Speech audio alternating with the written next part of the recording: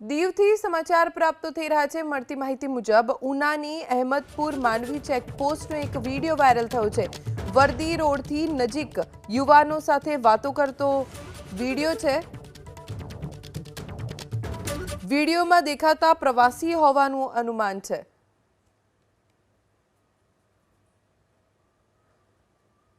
ઉનાની અહેમદપુર માંડવી ચેકપોસ્ટનો એક video viral થયો છે, જેમાં યુવાનો સાથે પોલીસ કર્મી કંઈક વાતચીત કરી રહ્યા છે।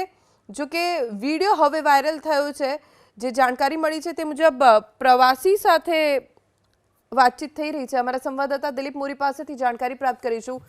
દિલીપ, માત્ર એટલા સમાચાર છે કે વિડીયો છે અને ચેકપોસ્ટનો વિડીયો છે, પણ વાતચીત શું થઈ રહી છે? જે વાત કરવામાં આવે તો આ વિડીયો હાલ સોશિયલ મીડિયાની અંદર અનેક વિડીયો વાયરલ થયા છે, જેમાંનો આ એક વિડીયો પણ વાયરલ થયો છે।